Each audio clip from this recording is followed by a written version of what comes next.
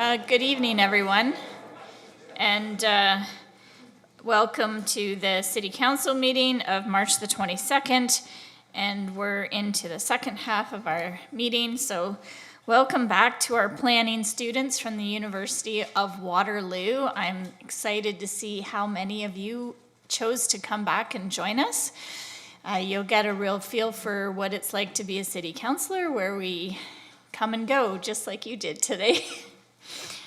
So the first item of business is disclosure of pecuniary interest and the general nature thereof. Council, just checking. Seeing none. We're continuing with our staff reports. So the first report is special service area levy vote update with regard to Upper Beechwood Homes Association Incorporated. And we have a presentation from our deputy clerk, Natalia. Welcome. Good evening, Chair Freeman, Mayor, and members of Council, and everybody else present here today. My name is Natalia Chabal. I'm the Deputy City Clerk. I'm here to provide an update on the Special Service Area Levy, or SAL. I'm going to call it SAL going forward. So vote that is currently underway in the Upper Beechwood Homes Association Incorporated, more familiar to the membership and the community members as Upper Beechwood 1. Special Service Area Levy is a process whereby the city collects funds from homeowners that reside in a specific boundaries of a home association by way of a levy. The funds go then towards the costs of maintaining, improving, and operating the recreational facilities, such as swimming pools and various courts. These facilities are originally supported through neighborhood covenants. We have a delegate representing the association today, Steve. He will speak more about the association and their process, so I won't dwell too much on that. Upper Beechwood has a swimming pool on the inventory of their facilities, as well as tennis and pickleball courts. And the geographic boundaries of this association are within the streets that are listed in here. On March the 30th, 2025, the City Clerk's Office received a complete application for the consideration of a SAL vote in Upper Beechwood 1.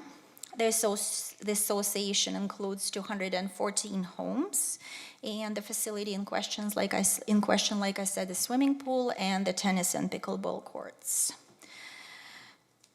By way of background of the SAL program, about 12 home associations that are mainly located in the west side of the city were incorporated about 45 years ago. Developers at the time constructed private recreational facilities such as pools and courts and advertised this as exclusive amenities for homeowners in those subdivisions. Membership in the associations was required through legal covenants registered on properties, and homeowners covered the operating and capital costs without any city involvement. Beginning in early 2000s, some of these covenants started to expire, and at this point, associations approached the city to explore long-term sustainable solutions.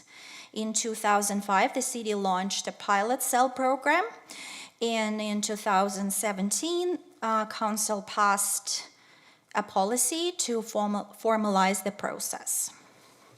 The legal authority for the program is drawn from the Municipal Act, Section 326. The Act allows a municipality to establish a SAL program, provided that the levy is not applied within a defined geographic boundary, and it covers services not provided generally across the municipality or provided at different levels. Quick overview of the cell policy. 66% of support is required to initiate the process. This is usually collected through petition, and Steve is going to talk about it more.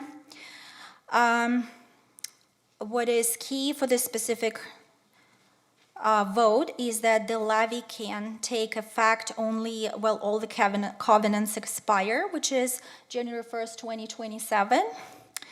Votes cannot be held during a municipal election year. That's why we're initiating the process earlier, or the neighborhood rather initiates the process early.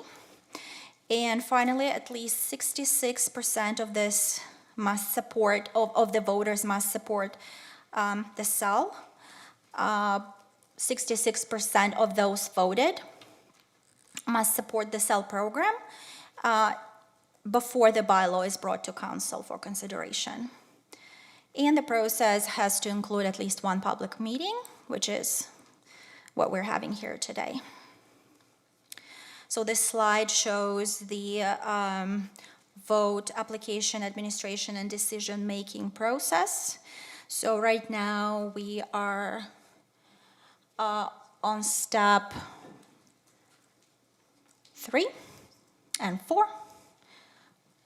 So we're accepting vote until, ballots, until Monday, upcoming Monday, September 29th, 4:30 p.m.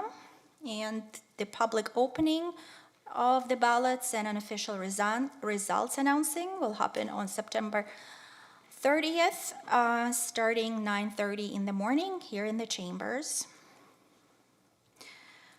Quick example with previous implemented cells in the municipality. As you see, the results demonstrate community support of the cell program to sustain their facilities. This is just a quick overview of the timeline that is specific to Upper Beechwood 1. So there will be one more council meeting on October the 27th to make a decision on the vote should we achieve 66% support. And this concludes my update. I'm happy to answer any questions. Any questions, council? Seeing none, thank you very kindly. And we have a delegate, it's Steve Biankowski. Please welcome Steve. Thank you. Oh, that's the end of my tech balance here. Given that I'm surrounded by UOW, I just want to let you know that I'm one of the few laureate grads, I guess, in the building here today. But there might be the odd other one. Our board of directors have asked me to come here tonight to give you an update or some insight really into the process our board has followed with our covenant members that ultimately resulted in the preparing of the cell application. Now I gotta hit buttons, do I? There we go. My involvement with the board, I've been their treasurer for the past 12 years. UB1, as it was indicated, was established in 1988, so we're coming to the near end of the 40-year covenant term. We're a little unique. We had, of the 213 homes, we had about 20 for some reason that had 20-year covenants, and if anybody could find out why, it would help our board one day. But so now that's what's driving us here today for the application. The board of directors looked at various options with our covenant members to ensure that we could find a system that would result in the ongoing successful operation of our facility. And after looking at various options, our board came to the conclusion of the cell. We believe that and I think some other organizations show that it will allow us to continue to operate with a consistent, predictable revenue stream. Our volunteer board would still continue to oversee the operation for the facility as it has the last 40 years. And the board takes its directions from our members regarding the operation of the event, and also avoids what we think is the risk concerns associated with the variable revenue base. Operating costs would continue to be shared across the properties that benefit from the UB1 facility. The steps to date, the community engagement started in January of 2024 through our email and newsletter communications, educating our members about the end of the covenants, the different options that were out there for the board to consider. In February 24, we had an open community meeting where we went through the different options and gave that information to all the homeowners. In April of 24, and this slide says March, I thought it says March somewhere. Oh, anyway, I'll just talk. We had our AGM, the membership provided a resolution approving the board of directors to pursue the SOL process. So they weren't approving the SOL. They didn't say they were going to go for it. They just said, please keep moving forward so that we give you the approval to move forward on the condition that you operate it in compliance with the terms and conditions of the SOLs. In July 2024, the written petition was circulated, and we had 83% of our members in favor of eligible members, being 178 people voted yes, 8 voted no, and 28 people did not respond. So by doing this, they communicated they want to ensure the future stability of UB1's recreation center and the services it provides. So that's the status where we sit right now. The vote is underway. During this process, we have continued to communicate with people to please vote. I mean, that's all we can really communicate. We've offered, if they're concerned about mail strikes, we've had packages picked up and delivered to the city on their behalf and walking through that process. So that's really the process. We think we're in compliance with the application process of what is required of us. We think our members have given us a strong mandate to at least move forward to a vote, and that's really what we've done so far. So if you have any questions of me. Thank you very kindly for your presentation. I appreciate the overview that you provided and the communications you've had with your members. Council, any questions for Mr. Biankowski? Seeing none, I think you're off the hook. Oh, sorry. Sorry, Chair. I thought Councillor Rowe was going to ask something. I was going to let her go first, but I just wanted to say, thank you very much to you and the board for the work that you do. My husband used to sit on the board of our home association, so I know it's a lot of work.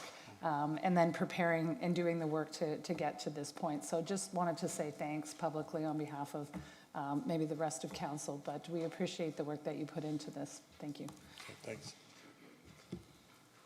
Thank you. Did you have a question? Yes, thank you. Councillor Rowe. Yes, actually, and this is just for clarification purposes, that when the special service area levy is applied, that there is then no membership options outside of that area. So I just wanted to, I can ask you, but I can also confirm with Natalia. That's true. If I can just respond from the policy perspective. So associations whereby the cell is implemented cannot have associate memberships. Actually, I feel like I want to clarify. Are you asking whether the membership continues or whether there are outside members? Which one is it? Sorry. I'm talking about outside members. Yeah, so by policy, these associations cannot maintain associate memberships. And actually, there was a decision made at the general meeting by the association that Steve can comment on that relates to the associate membership. Yeah, that when they voted in favor, they were fully aware that there could be it could no longer be associate members. Great, thank you. I just wanted to make that clarification. Thank you. I don't think there's any other questions. Thank you very kindly. Okay, thanks. So there's a recommendation, council. Do I have a mover for the recommendation? Moved by Councillor Hanmer, seconded by Councillor Roach. All those in favor? That is carried unanimously. Thank you.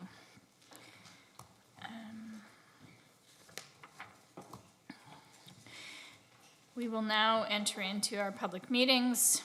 This is an informal public meeting to consider item 11A, official plan amendment number 64, and zoning bylaw amendment Z2517, Atrium Waterloo Limited, Partnership 9-47 Herb Street West. There will be no decisions made tonight. Council and the public are seeing this application for the first time. Council is looking for feedback from interested parties with respect to this application. Tonight's comments will be taken into consideration in developing a staff position on this application, and a staff report will be considered by council during a formal public meeting at a future meeting. All property owners within 120 meters of the subject lands and anyone who signs the registry will receive notice of the formal public meeting. Anybody who wants further notice of this application, including the formal public meeting and passage of any bylaw, should sign the appropriate registry located on the desk at the rear of the council chambers. And I would like to encourage you to ensure that your writing is legible and easy for everyone to read. So if you could please print your name, address, and what other information is required there so that we can ensure future notices that are sent out are easy to do. The planner, Aminu Bello, will now provide a brief overview of the application. Welcome, Aminu.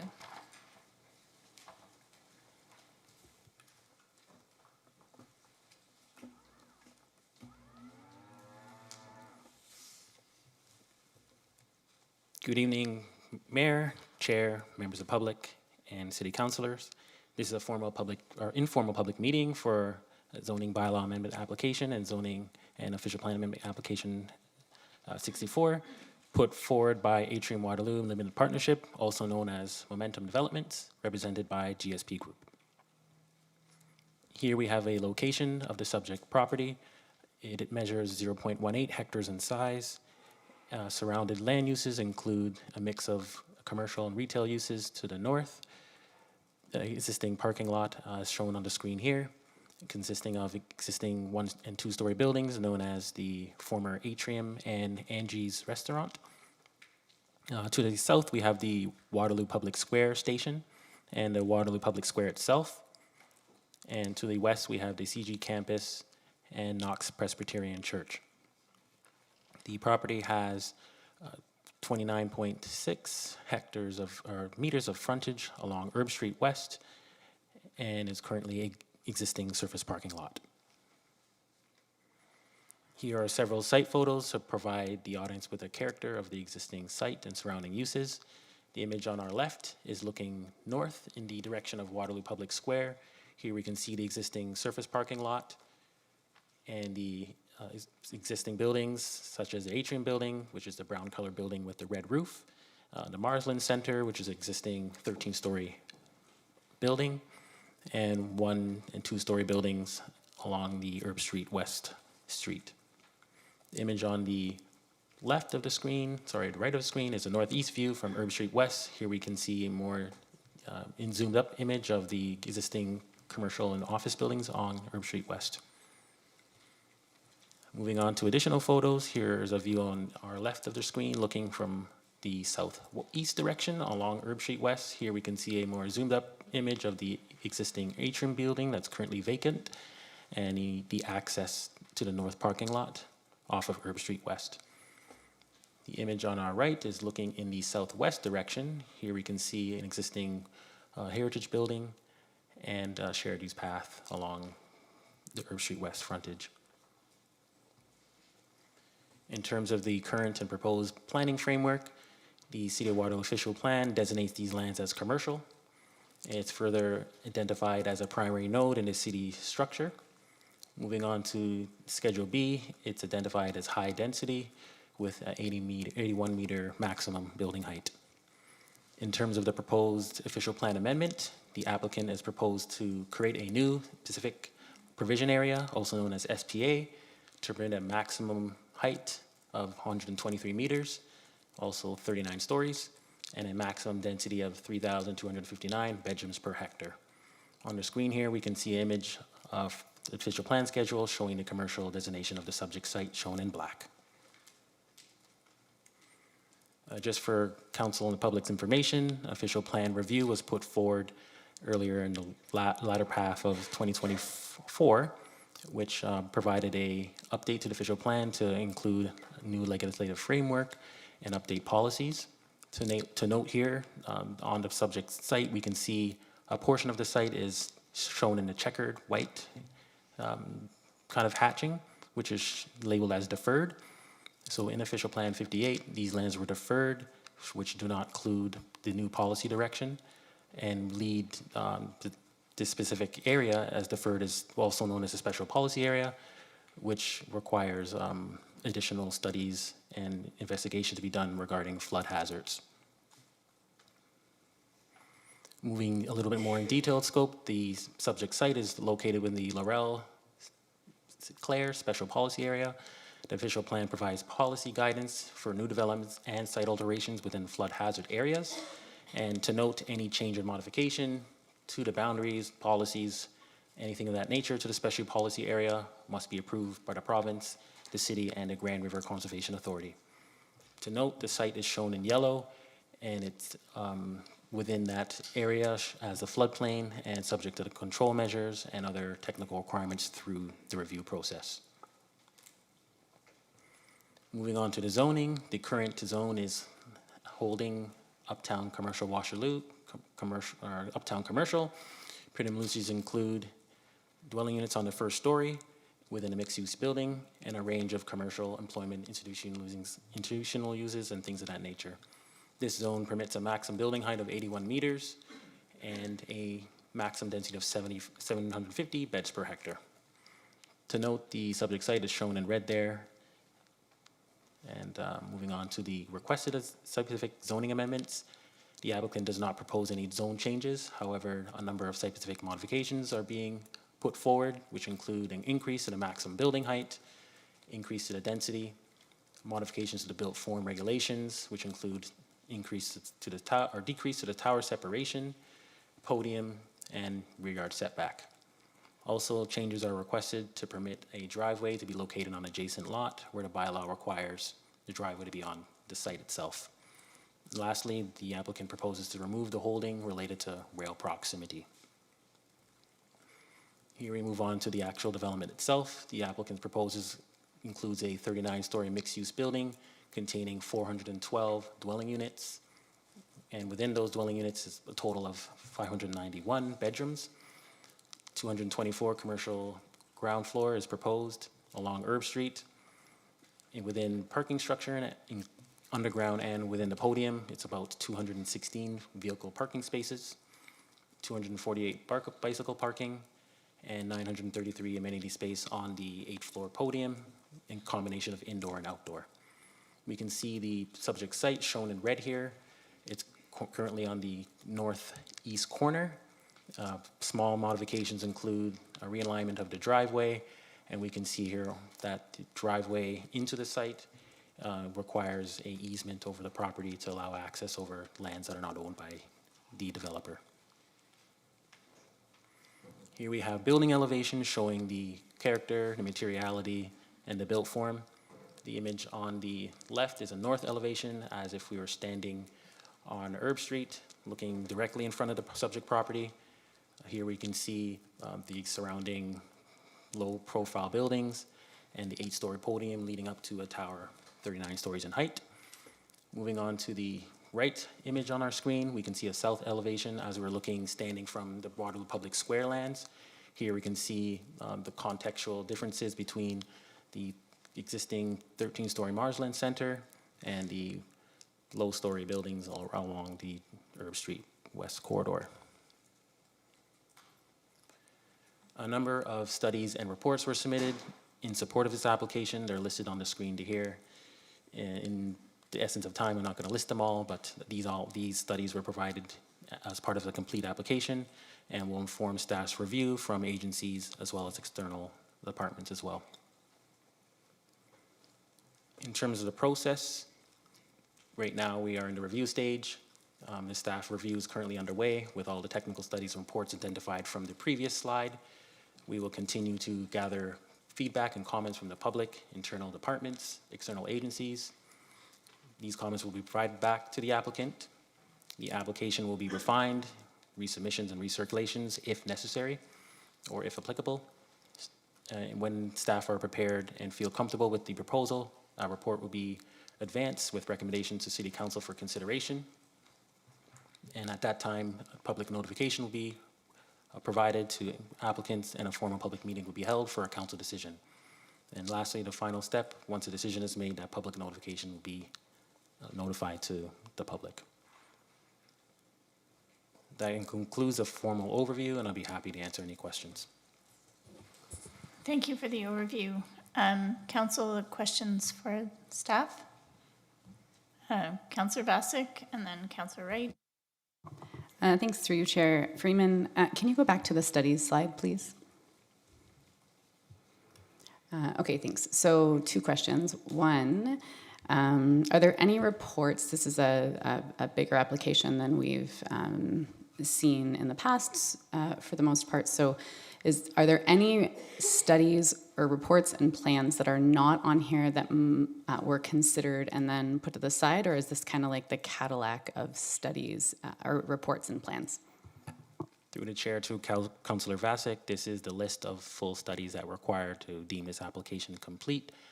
In terms of specific studies that were required that were unique to this application, one being the flood risk assessment and the rail proximity review as well.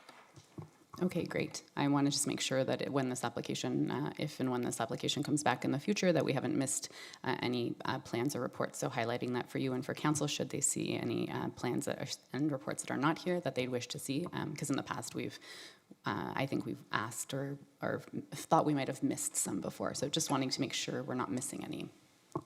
I will clarify through the chair to Councillor Vasek that we are still currently reviewing the application. So if internal departments or external agencies identify other studies, and we are still open to provide those through the process. So we are seeing the full list to deem it complete. However, we're still in the review process, so there's potential for other studies to be identified. Super, that's really helpful, thank you. And then can we expect then, would this be one of the new planning applications we can expect to see feedback from Six Nations of the Grand River on? Through the chair to Councillor Vasek, Six Nations of the Grand River have been consulted, and we have received comments from that group. Great, thank you. And then will they be, as you review this application, and if there are any changes made between now and the formal, would they have another opportunity to comment on those?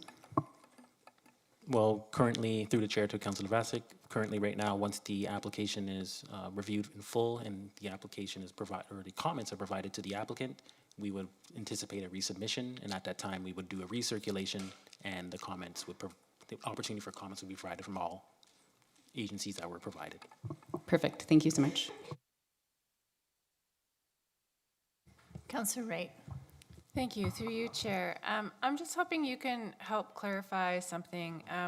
In our current zoning, that site is zoned for 81 meters or 25 stories, but it is in a major transit station area. In fact, it's adjacent to a transit station, and the provincial rules have changed around that. So my question is where we fall in the process of the province's shift to allowing higher buildings in MTSAs.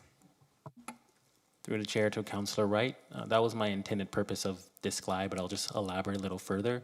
So OPA 58 does include the provincial framework that for intensification within major transit station areas. So there are permissions outside of the deferred area for up to 30 stories in height, exclusive of that kind of checkered land shown in the graphic here.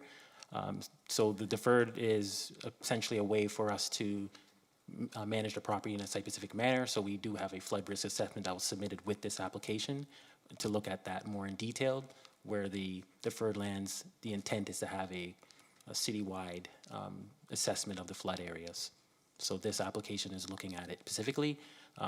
So your answer in short is these lands are sort of within that station area. However, there's a deferment, so the permissions aren't extended in full at this time.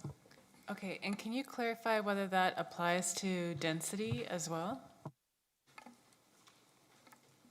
Well, for official plan 58 removes density permissions across the site and in areas across the city, so we were just looking at height.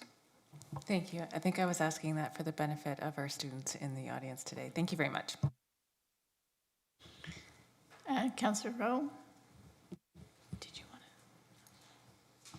Thank you, through you, Chair. Thank you so much, Aminu, for your presentation. I'm just wondering, would 39 stories be the tallest building permitted building in Uptown were it to be approved, and would that create a precedent?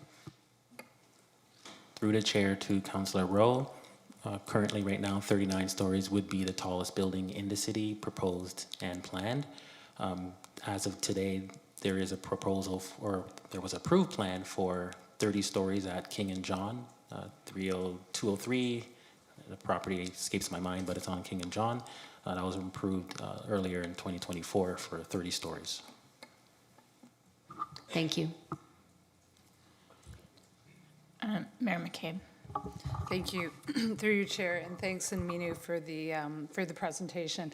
I'm just thinking about the density and the time that we're in with the economic uncertainty, and just reflecting on the fact that council certainly over the past 3 years, but prior to that, has approved thousands of housing units, many of them that are in high-rise projects that are currently not being built because of the economic conditions that we're all facing. So I'm just curious, in your professional planning opinion, should we be concerned about the request for increased height and density at this time because of the sort of the backlog of projects that will start to be built when the economic conditions improve? Through the chair to Mayor McCabe, in my opinion, each application is reviewed on its individual merits. So this application is within a major transit station area. It's within 100 meters, a stone throw literally from the Waterloo Public Square. It is existing surface parking lot. So there are sort of criteria that kind of meet the checks and balances for intensification. Whether that's 39 stories, that's to be debated. That's to be reviewed through the process. These lands are in our official plan contemplated for up to 25 stories and up to 30 should the deferred special SPA get removed. So in my opinion, we can't really say per se without knowing and fully reviewing the application in full, but I can say generally these lands are appropriate for intensification. Thank you very much. Other questions, council? Seeing none, thank you very much. I'm sure we'll have more questions after we hear from the delegates. So our first delegation is Heather Price, Vice President with GSP Group. Welcome, Heather.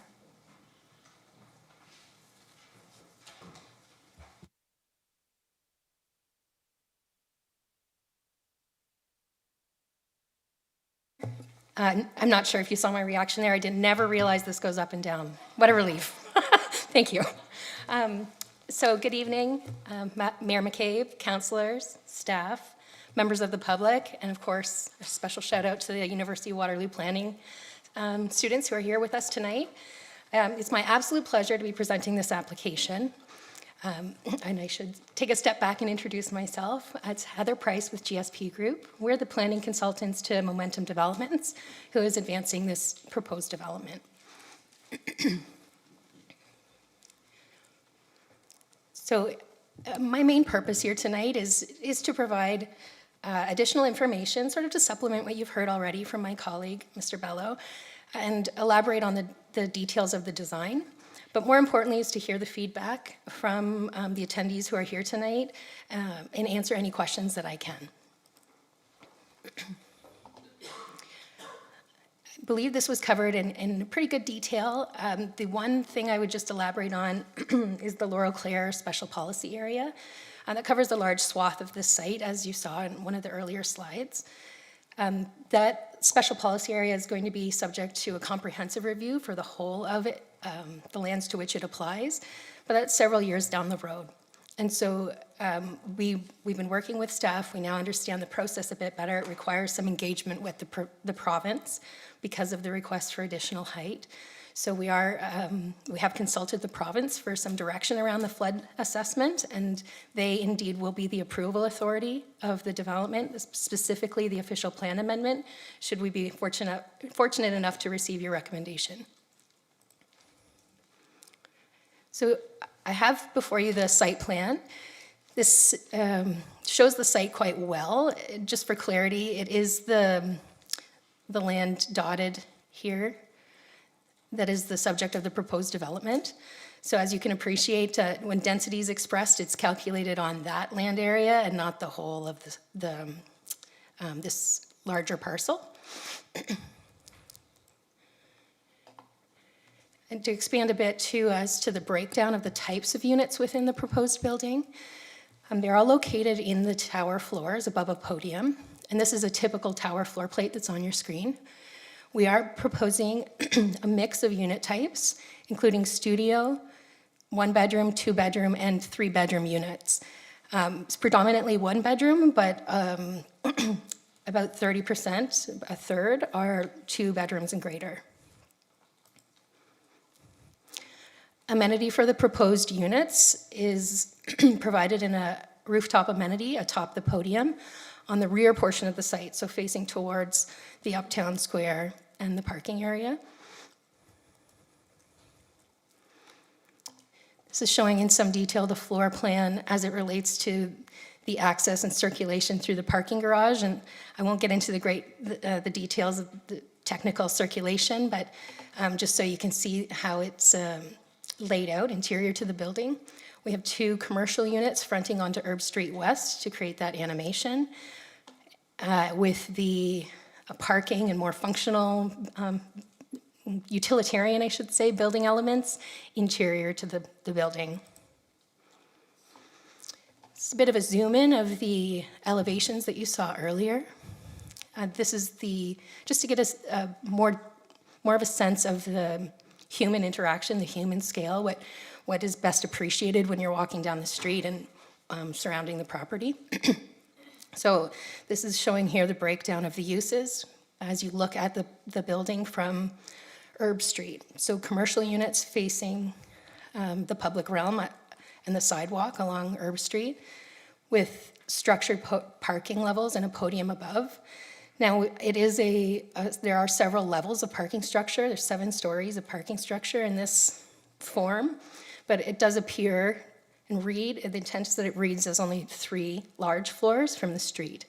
That's because a parking floor to floor is not quite as high as a commercial floor to floor or residential.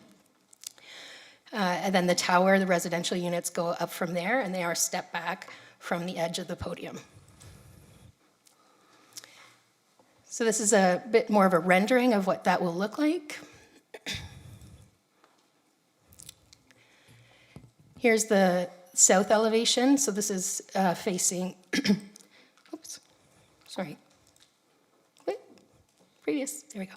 So this is facing the square and the parking area. So a very similar look, although it'll be the residential lobby is on this edge of the building, about sort of in between the 2 levels.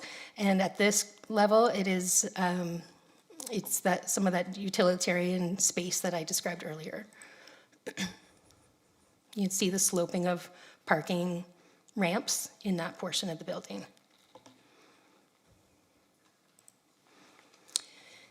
There's quite an interesting grade change across this site, as I'm sure anyone who's walked it can appreciate. As you're up at Herb Street, coming down into the site, there is a need to transition that grade in order to make it a comfortable and walkable environment. So the vision here, and this is very early stages to be further developed, is to have some cantilevering of that podium over this semi-public realm. It's still part of the private property, but it will read as public access into the site through to and ideally connecting to the rapid transit stop. This is our east elevation, and While there is not programmed space along this edge, because again, it's quite constrained with having to accommodate all those utilitarian uses, there is potential here for a mural or an art installation or even a vertical landscaping treatment. That's the vision for this, in order to sort of soften that edge and make it exciting and interesting and vibrant, as opposed to a blank wall. I should go back. That's the edge that would be facing the parking lot towards King Street. So taking a step back, this is the view of the proposed development looking westerly. And just to highlight where we're anticipating the potential for a mural, be a large-scale mural, and ideally something that could be representative and inviting and help define the sense of place and the character of Uptown Waterloo, something that will be easily seen from King Street and from the LRT on both approaches, we believe. So that's the mural kind of example, and there's also a living wall example here. Here's a rendering, zooming full out so you can see all the upper floors as well. And this is the elevation showing, and it's really more of a section giving you more of a sense of the grade differential through the site. There's the lobby that I was referring to. The residential lobby is along this edge. The access to the parking garage is on this edge. And that is a deliberate design move based on the findings of the floodplain analysis. There is a requirement that for safe access, that both vehicles and entrances to any common space in the building have to be above a certain elevation. So that is why they've been oriented as they have. More renderings. That gives you a sense of the scale. This is a residential lobby, so it reads like a 2-story with a mezzanine. Here's a typical parking floor plate within the podium. So 260 parking spaces are proposed to be provided, and all in a structured form. There are 248 bicycle parking spaces, and that's a mix of storage within storage units for parking, bicycle parking, as well as a few convenience bicycle parking spaces at the building entrances. So as you've heard, the flood risk assessment is a very unique aspect of this proposed development. The floodplain constraints are quite restricting, I would say, in terms of what can be permitted by land use and affecting the detailed design. There will need to be safeguards put in place for safe access and egress for residents, future residents of the building, and the design as we have it today incorporates those recommendations. Just a 30-second warning. I think I'm close to the end. So community benefits are proposed, just to highlight. We talked a little bit about the potential for that public realm improvement. Obviously, it's a very high density, so will be transit supportive. There will be a risk assessment given the historic uses of the site, so it's considered brownfield remediation. And importantly, there's a $1.65 million contribution proposed for affordable housing for this development. Technical studies have been touched on, as have the specifics of the application. But as I said, I'm happy to answer any questions you may have about those specifics. With 16 seconds to go or so, this just sort of highlights the merits of the application, and I'll leave it on the screen here. We believe it's consistent with the provincial policy statement and conforms to the regional official plan. It's also consistent with many of the policy directions of the City of Waterloo's official plan, directing growth to what is one of the most important sites adjacent to the Uptown Waterloo transit stop. We've touched on the community benefits. Thank you for giving me another minute. The functional servicing report has confirmed that there is adequate infrastructure, so this does make good, efficient use of what's already in the ground. And the existing controls with respect to rail vibration have been addressed. Noise has been evaluated. historic contamination of the site has been evaluated, and there's a confidence level there in the reports that all of those are satisfactory and can meet provincial standards. So that concludes my presentation today, and I'm happy to answer any questions you may have. Yeah, no problem. Thank you for your presentation. Questions, council, for the applicant? Councillor Bodley. Thank you. Excuse me. Thank you, through you, Chair Freeman.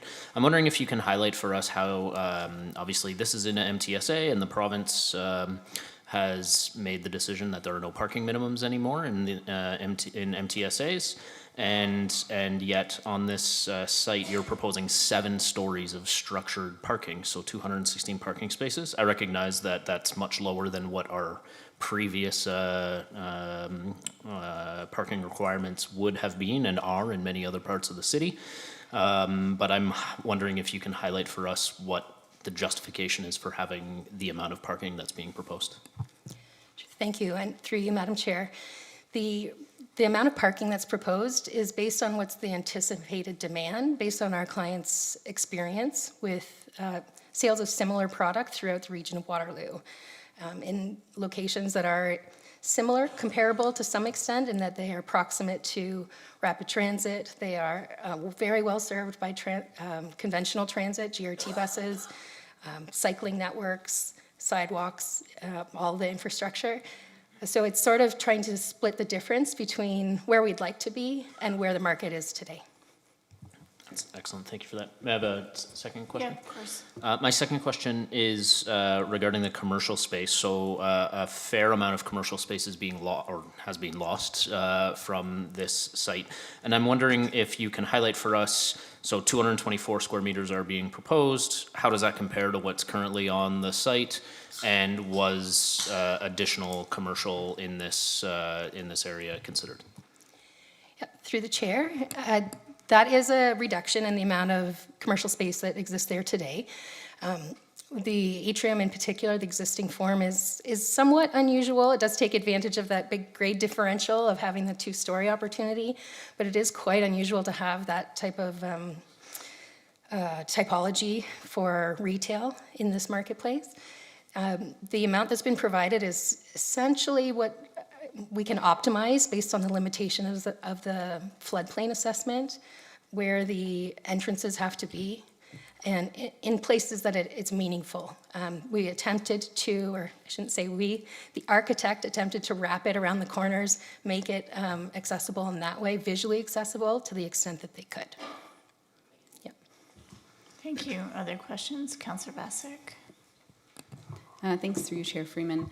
The slide that had the elevation looking on the north, or elevation looking north, that slide, there was those 2 big staircases to account for the change in elevation.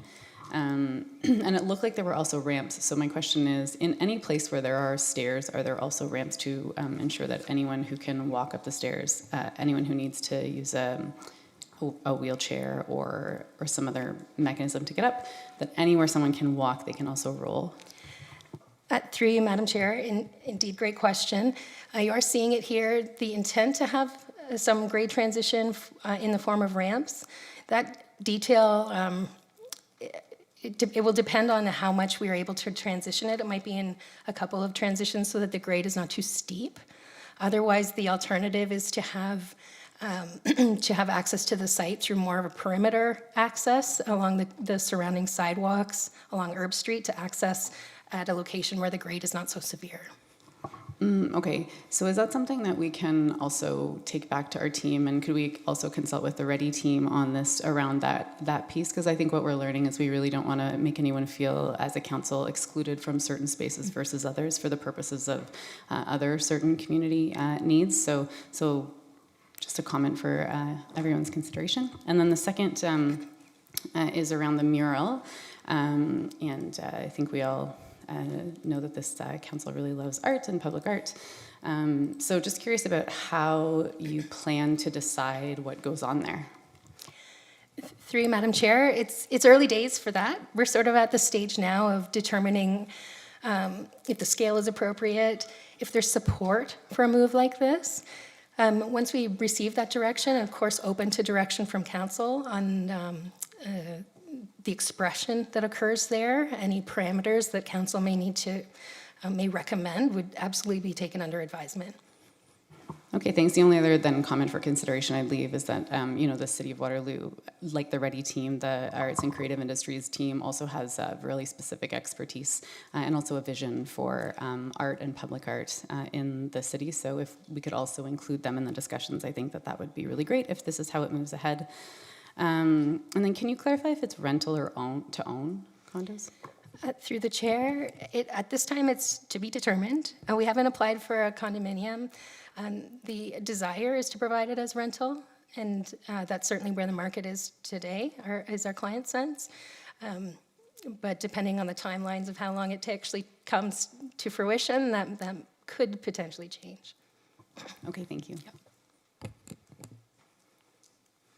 Councillor Wright. Thank you, through you, Chair. One of the things I was noting in the parking garage is that you've got some EV parking denoted along with spots that are more accessible for people with disabilities, but not the two combined. And so we had recent feedback from our city staff that that is actually desirable to have both. So I'm just noting that from the drawings and passing that along. And then I also had a question about, on the energy study, it does refer to triple glazing, and I'm just curious, what tips a project like this towards some of these more, I guess, more stringent energy efficiency measures? I'm always thinking specifically of extreme heat. We just came through a pretty tough summer for people living in high-rise buildings. This building would obviously have air conditioning, but especially in the shoulder seasons, it gets really tough to manage in the taller buildings, and we've seen this happen in some developments nearby. This site specifically, there's not a lot of tree shading, there's not a lot of shade, period, around the Uptown Square. And so I'm just wondering what would tip this over, what would motivate it towards triple glazing? Through the chair, that's an excellent question. I think it is largely a market consideration, a cost factor, to be quite frank. There is also, on the other side of that, there's a market case to be made to the future occupants. So I think there is a business consideration for our client there, and weighing the cost of it versus how much would be valued and appreciated by the occupants of the building. I really appreciate hearing that, because I think some of these things are little bits of marketing and communications to future occupants. I just have one last question. So knowing that this is on a special policy zone area, I'm curious, outside of overland flooding, we're also facing a future with more extreme rainfall. And we're seeing buildings pop up in places like Vancouver and Shanghai and Copenhagen that all have sponge city mitigation efforts kind of built into the buildings themselves. And so I'm just wondering, what sorts, what means might be considered to tackle the extreme rainfall part of it. The flood report itself does mention Hurricane Hazel as a model, and that's a good one to go on because that did have considerable extreme rainfall for our region, and we have something to actually, model from.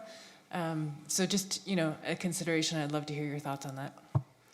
Thank you. Through you, Madam Chair. That's one I'm going to have to take back. I don't have a short answer for you this evening, but I hear your point, and indeed there's the one aspect of managing the water and the safety around that and the structural integrity of the building. That's one thing, but I hear the point about planning for the future and what the climate change may bring for us, so such of the buildings as sustainable as it can be. Yeah, thank you. Any other questions, Council? Councillor Rowe. Thank you, through you, Chair. Thank you so much for your presentation and all the additional information. Can you clarify, am I understanding correctly that the mural would be on the King Street facing side?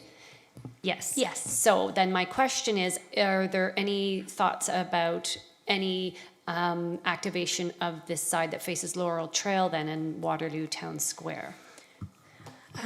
Through the chair, yes. Short answer. There may be opportunity to wrap it around the edge there, particularly on components that will be blank wall or have the potential to accommodate a living wall, should that be the preference. But there are some, as I characterize them, utilitarian functions happening at that edge as well. So we sort of have to balance that and make sure that there's still sufficient loading and garbage pickup and all that. Great, thank you so much. And I just have one follow-up for staff, if I could.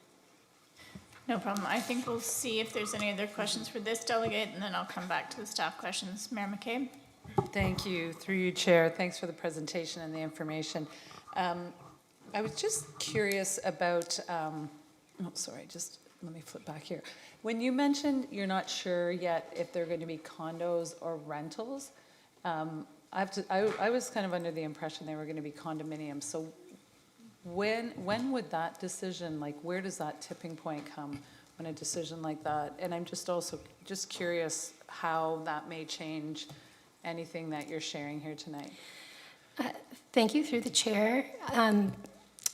That decision will typically be made once we're closer to more detailed building design, much further than the OPA ZBA stage, but you're getting closer to site plan, you're getting closer to building permit to determine the tenure.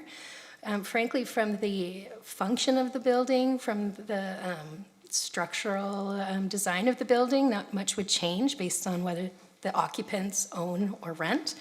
The programming would be largely the same, the amount of amenity space that's provided for them is the same, their garbage needs, their move-in needs, all those things remain unchanged.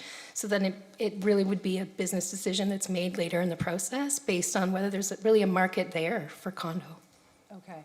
And would it be safe to assume that, again, in this kind of current economic conditions that we're in, that one may go ahead quicker than the other, like rental, if it were rental, it may move ahead quicker than condos? Is that sort of a safe assumption?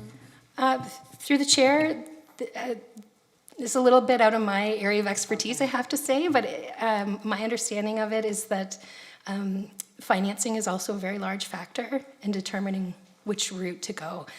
If the financing is there to support one or the other, that might mean that that path is a shorter path. Okay. I mean, I asked just because, like I was saying earlier with my question, there's a lot of developments that have been approved. And the last number I got from staff was that across the whole city, we have 4,300 housing units fully approved, fully permitted, ready to go. So I think I could speak for council and staff when we say the sooner shovels get in the ground, the better is really the reason why I'm asking. So thank you. Any other questions for this delegate, council? Seeing none, thank you very much. Okay, thank you. I think I'll just take a pause and let Councillor Rowe ask her question of staff, and then we'll call up the public delegations, if that's okay. Thanks so much, through you, Chair. Actually, I was just wondering if it's possible to have staff take back the commercial space just for review when you're reviewing the application. Through the chair to Councillor Rowe. Noted. Yes, thank you. Okay, thank you very much. We have one registered delegate for this evening. It's Phil Ellsworthy. Phil, you have 10 minutes.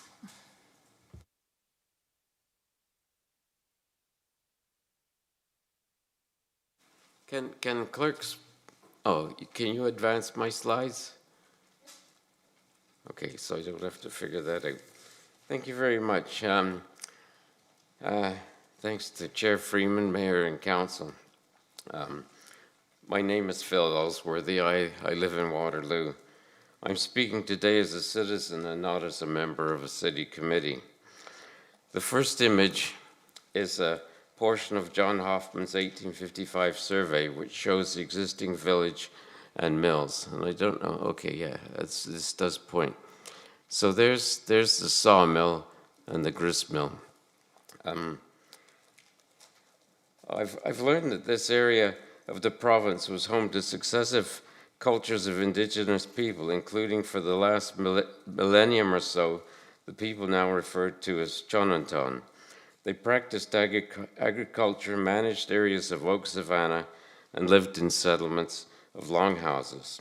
There were many trails through Waterloo Township which found the best ways to the best places.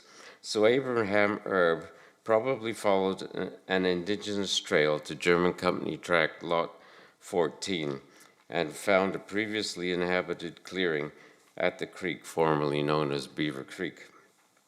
I used to think that Erb must have climbed a tall tree to survey the land to determine a site for a mill, but considering that beavers are still coming downstream in the creek, I realized there must have been a beaver dam where the mill pond is, and that it would have not been a difficult matter to broach the beaver dam and build a flume or head race to operate the sawmill that he built in 1808. The sawmill was located in the area just behind the atrium. Clayton Wells, writing for the Waterloo Historical Society in 1928, stated that when the mill, meaning the grist mill, was demolished, part of the foundation was simply buried with more fill. I don't know when the sawmill was demolished, but I imagine it had the same fate of being buried in order to raise the grade of the area. You will all remember how the grade of King Street had been raised above the corduroy road.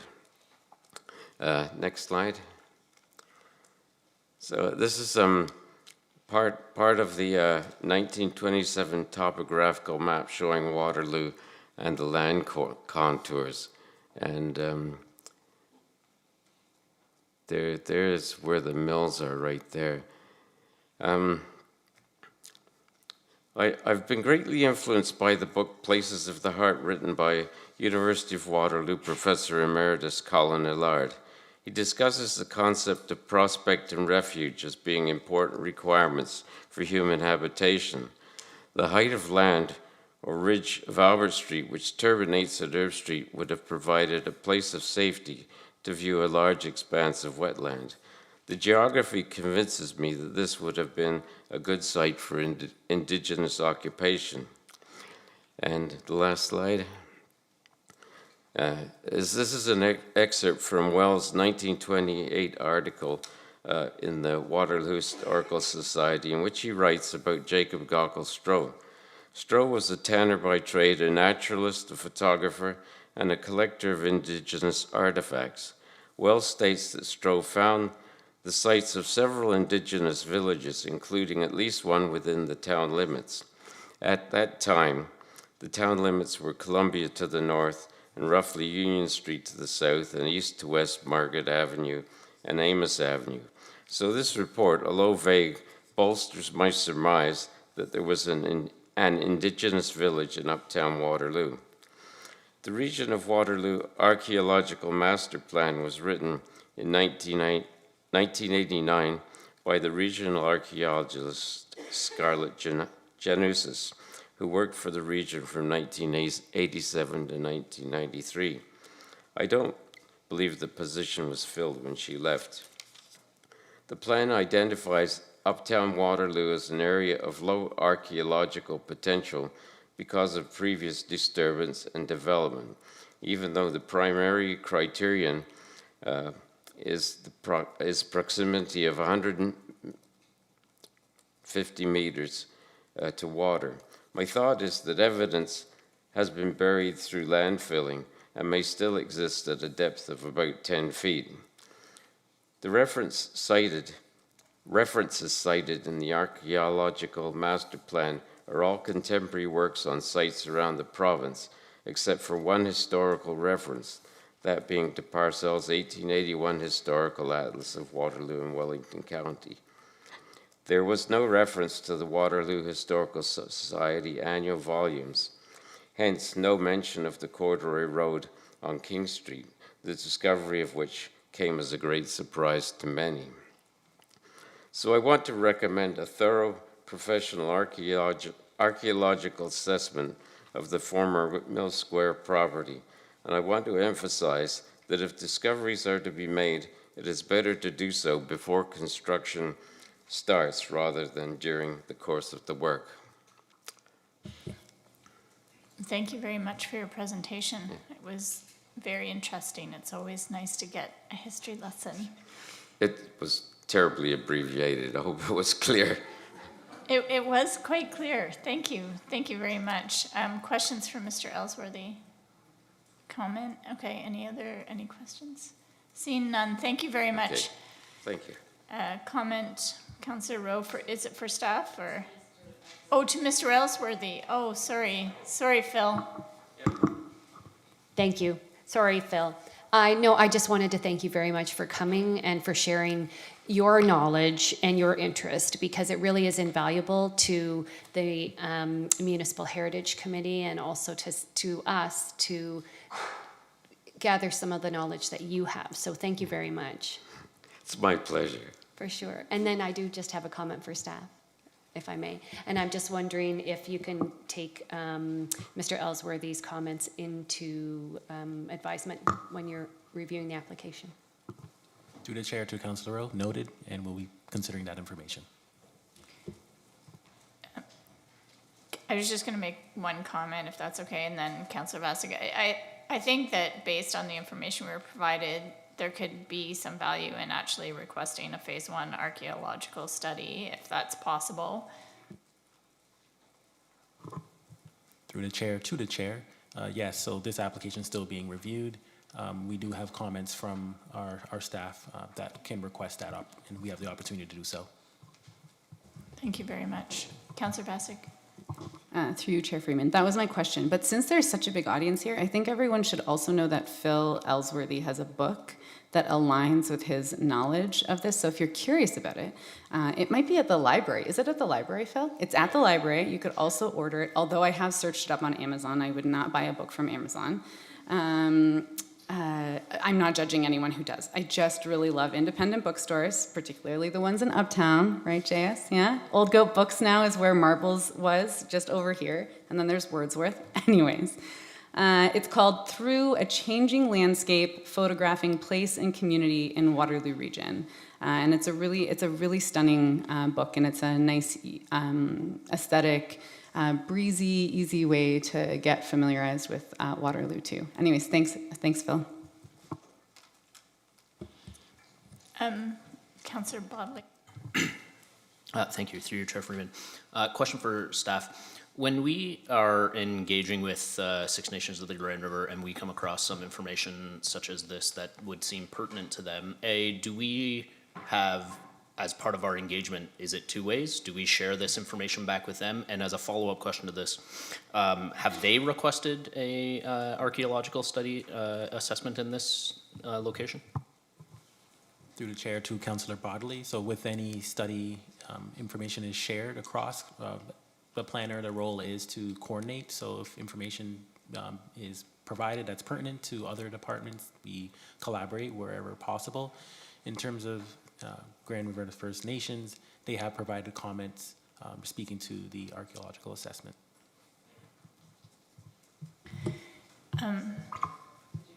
Yeah, one more question. Thank you. Mike, through you, Chair. My question is, do we have a sense at this time of when a demolition of the existing buildings may occur? Or is that something I should have asked the delegate for the proponent? Through the chair to Mayor McCabe, that question is probably best suited for the delegate. I don't have any information I can share specifically on demolition of the existing buildings. Okay, I'm not going to call the applicant up right now to answer that question. Actually, I'm going to look to the clerk for advice on this. Since the question is for the applicant, is it best to call the applicant up right now to answer the question, or shall we just, you want to withdraw the question? Okay, that's fine. All right. So I'm now going to see if there's anyone present this evening who would like to speak to this application. So at this point in time, if you'd like to speak to the application, just raise your hand, and then I see you, please come forward to the podium and just state your name and municipality of residence for the record. Yes, you have just 5 minutes. I hope that's okay. Good evening, Council. It's been a while. My name is Ashwin Annamalai. I'm a resident of the city of Waterloo. I'm really happy to be here, very happy with the overall proposal. It cannot get closer than this to the Ion station. Just before coming here, I watched an amazing, sort of mini documentary on YouTube by the channel Oh the Urban Tea. It's quite popular, and they just released a video on how amazing the Ion is. I would recommend everyone in this room to go and check it out. We only spent $44 million inflation-adjusted dollars per kilometer when Toronto is spending like $220 million. So it's a modern miracle, and we are so lucky to have this Ion. And now it's time to leverage the Ion, and we're going to have 1 million residents by 2035. And if we do not support ambitious projects like these, where would all the residents live? I myself live in a tall apartment building. It's about 22, 23 stories tall. And I believe that's a lot. And 39 is definitely much more taller than we'd like. But what's the other alternative? Are we going to start building on farmland now? That's not an option now. So we have to make some compromises and trade-offs. And I understand some people will have concerns about the height of this particular building. We already have 39, 40-story buildings in Kitchener. I believe a 50-story building is under construction right now. So yes, there are challenges with taller buildings. We need to think about how many elevators we put in, because I've seen firsthand myself, the lineups for elevators in these tall downtown Toronto condos.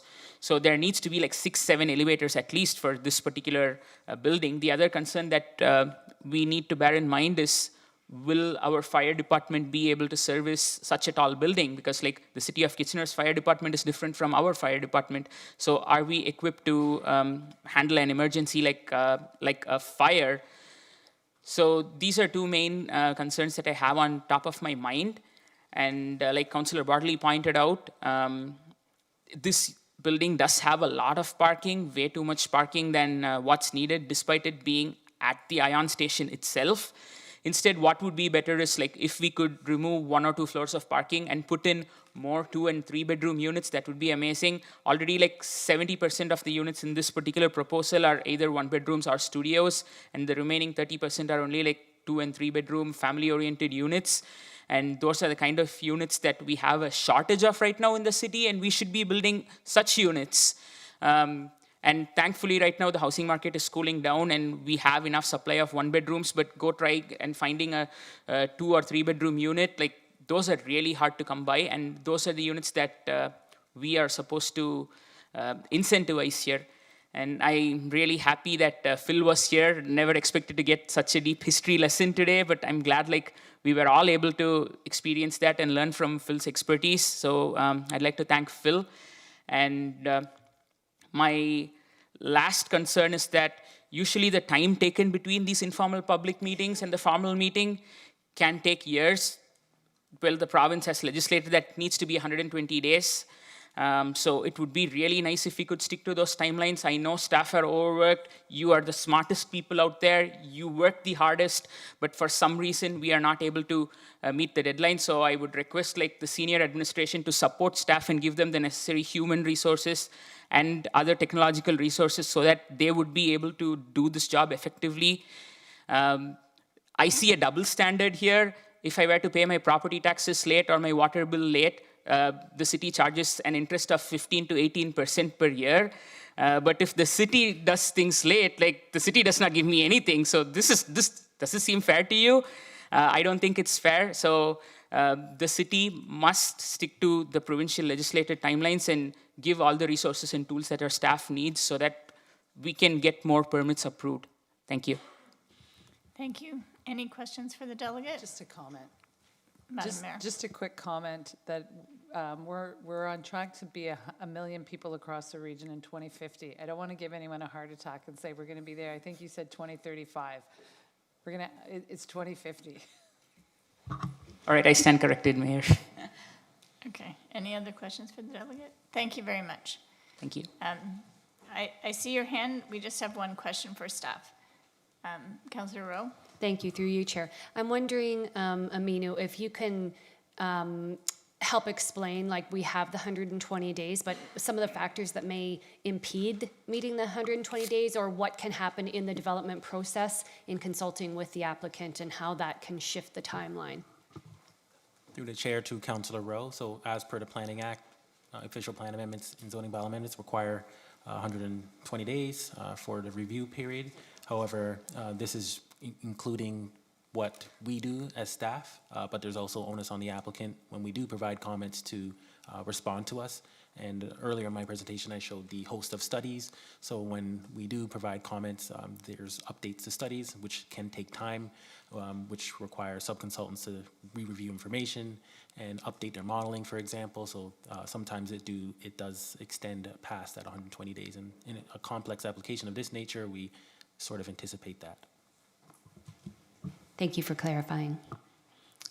Okay, please join us. Thank you. If I can just trouble you to say your name and municipality of residence, please. My name is June Kenyete. I am a resident of Waterloo. I actually live in the Heritage District, about 4 houses down from Phil. And Phil, Kay, and I have gotten to know each other. One of the things that I wanted to, so thank you for hearing me today. I had to read all of this in between meetings today, so I've jotted down as much as I can. One of the things that I will echo is Phil's concern around the archaeological part of this project. My husband and I live in a home that's 49 years old today. And even just digging a foot in, he has found artifacts that he hangs onto, which I don't think he should, but he does. So he does find random things like nails and pieces of wood. So that I would echo what Phil was saying.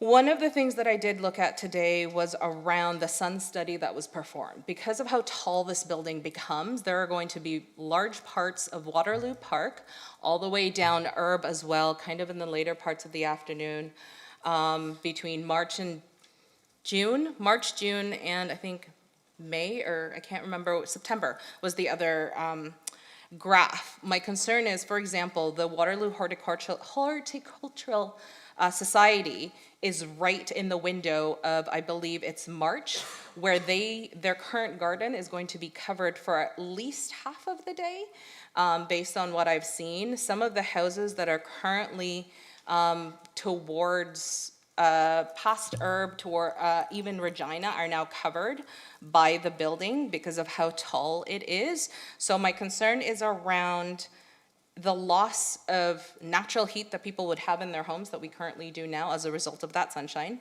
The other part is, while it does talk about the shadow study, what it doesn't talk about is the reflection study. Because as I see, there are a lot of windows that are going to be at this building. What does that look like in terms of how the sun reflects into it, and based on the locations of different businesses and homes, what that's going to look like, and potentially increase their cost of heating or cooling depending on the weather. The other piece is in looking at the rendering, the utilitarian side that faces the train station or the LRT. Is that the question that I have? Unfortunately, I know I can't ask questions, is are we considering the ventilation and how much it's going to take to heat and cool a large building like that, and where all that heat is going to dissipate? Is it going to be smokestacks, or is it going to be dissipating towards the sides like typical buildings do, is usually out in the side of the building sometimes? So those are the concerns that I have, because if you do have that, the amount of heat, especially with the heat wave that we have, and the amount of heat that will be put out by cooling all of those homes could impact the immediate area and residents potentially. The other piece is traffic. While I know that it says that the recommendation was to go ahead, and one of the studies that was done, I can't recall which one it was to go ahead with the project, my concern is traffic. During COVID, when most people stayed home, the traffic was a little less. As traffic has increased, my concern is coming out of that building and how that is going to impact the current traffic between 8:15 to about 8:45 a.m. in the morning on that area.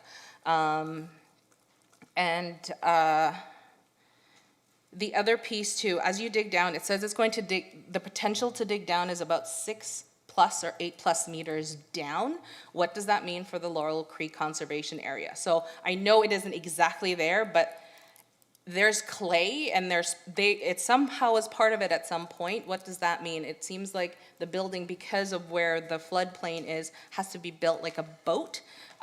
What does that mean? I don't know what impacts there are as a result of doing that. The other piece is agree with the EV parking and the disabilities parking that was mentioned earlier.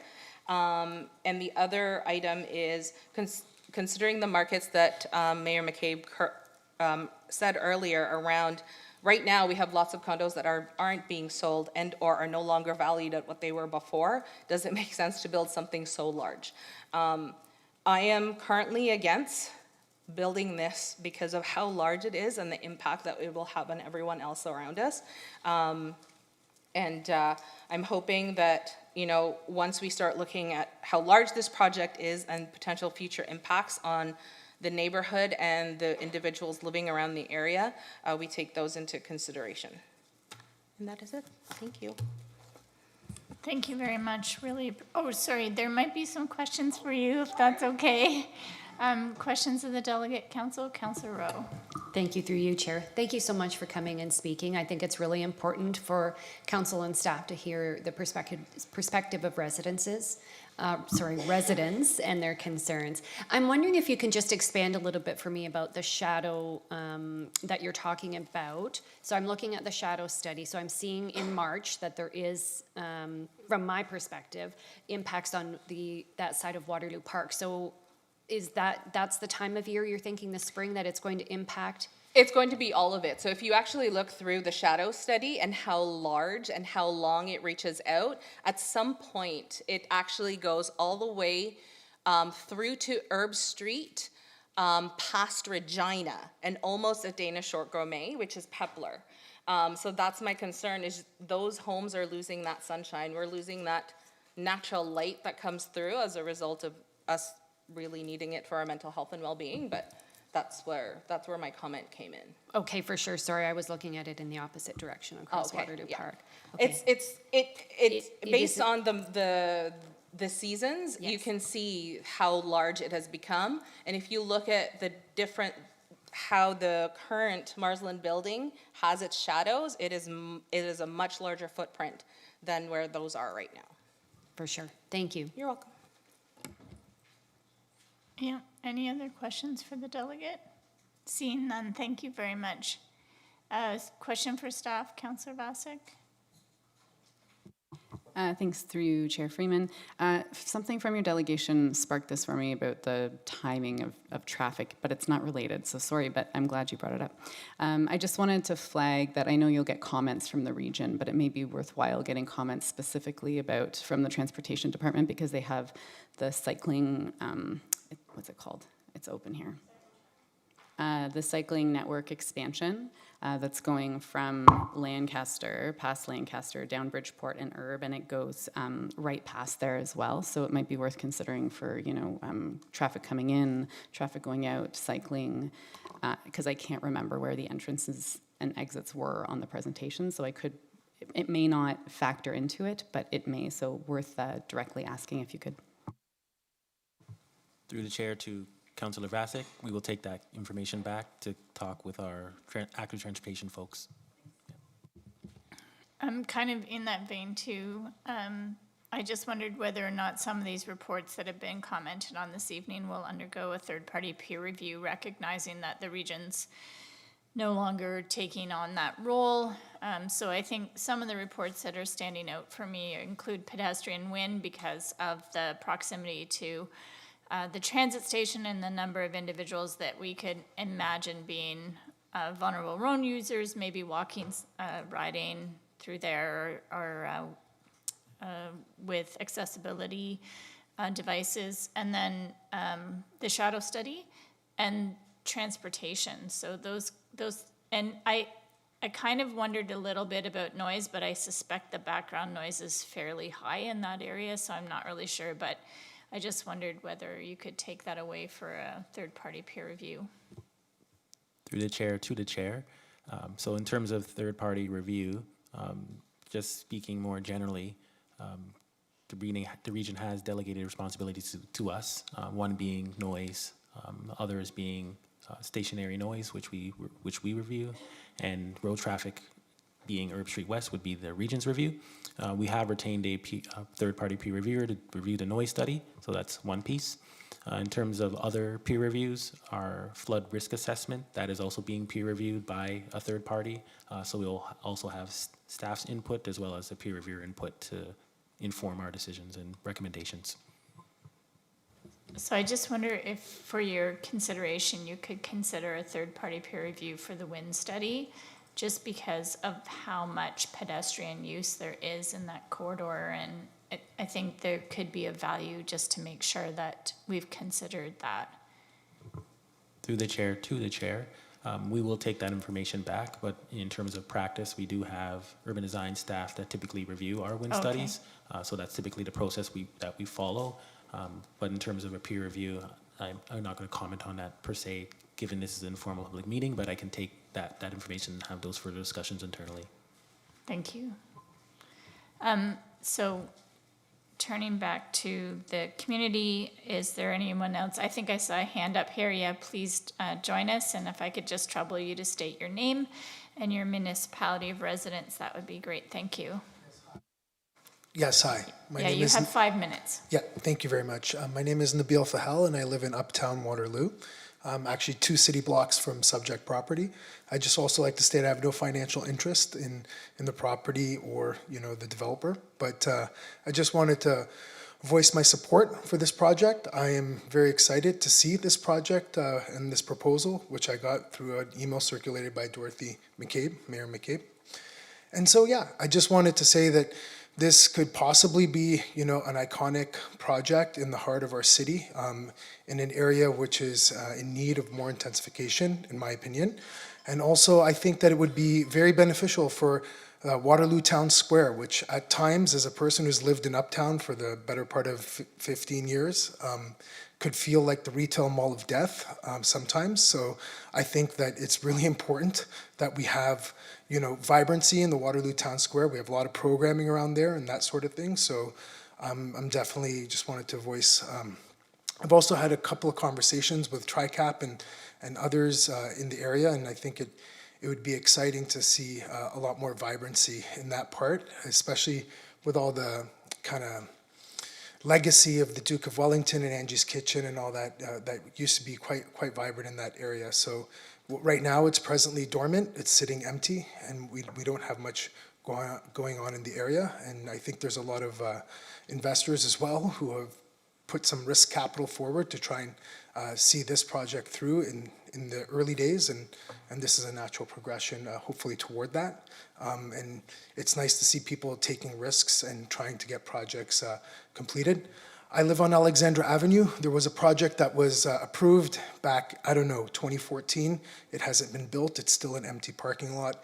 And so if we want to address some of these concerns around the housing supply crisis that we talk about at every level of government, I think this is also one step in the right direction, hopefully. There's certain things you can't control from the economic conditions that Mayor McCabe referred to over and over. But at the same time, I think that we want to be ready to have the amount of supply when the market eventually goes through this cyclical process that it typically goes through. And I also would just like to mention that I'm also excited to see right at the base of my backyard off of Short Street, another 5-story project that was approved, and demolition has already gone underway there. So I would like to see this stuff in my backyard. So I just wanted to voice that. So thank you for listening to me and letting me come here on a Monday night to talk about this. Thank you very much. Really appreciate the time that you've taken to share with us. Any questions for the delegate? Councillor Vassar, comment? Through you, Chair Freeman. I don't know what your motivation is for being here, but this is, I've never, ever had a delegation like this.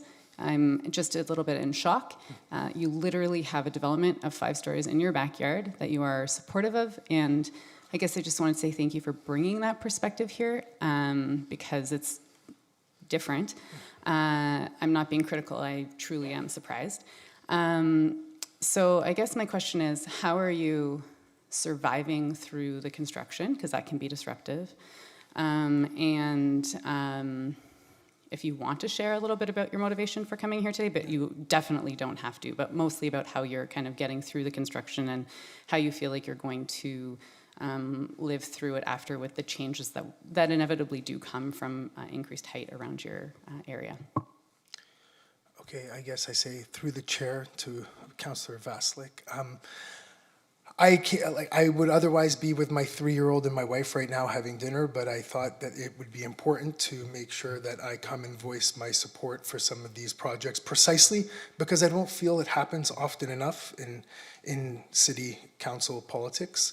And so that's motivation number one. Number two, so I do have a 3-year-old. I did speak to the construction site behind my property. I asked them to put up a fence. They put up a fence. And again, like, as a person who's purchased that house for what I believe was way too much money, way too much money, I think that many Canadians have a significant amount of their net worth tied up in their housing, which is a significant opportunity cost for capital that could otherwise be doing other things or making you money or into TFSAs or whatever the case may be. So I think that, and then I went and I renovated that house, so it's particularly egregious in terms of how much capital it took to get it done. And so I believe that without more supply, more and more people are going to struggle, like myself and my family, to, put too much of their money into specifically just housing. And so that's part of the reason why I'm here today, because I believe that, we all heard the acronym. I'm not going to mention it. I want to be perhaps the opposite of that acronym kind of thing. So that's why I'm here today. Thanks so much. Thank you very much, yeah. I really appreciate your time. Thank you. Thanks. Is there anyone else here this evening that would like to speak to this application? Yes, please join the podium. You'll have 5 minutes, and again, if I can just trouble you to state your name and municipality of residence. Good evening. My name is Craig Sloss. I live in Waterloo. I live in a 19-story condo building on King Street. That's pretty, I don't know exactly how far it is, but it's pretty close to where the new building is going to be. And I regularly walk in the area.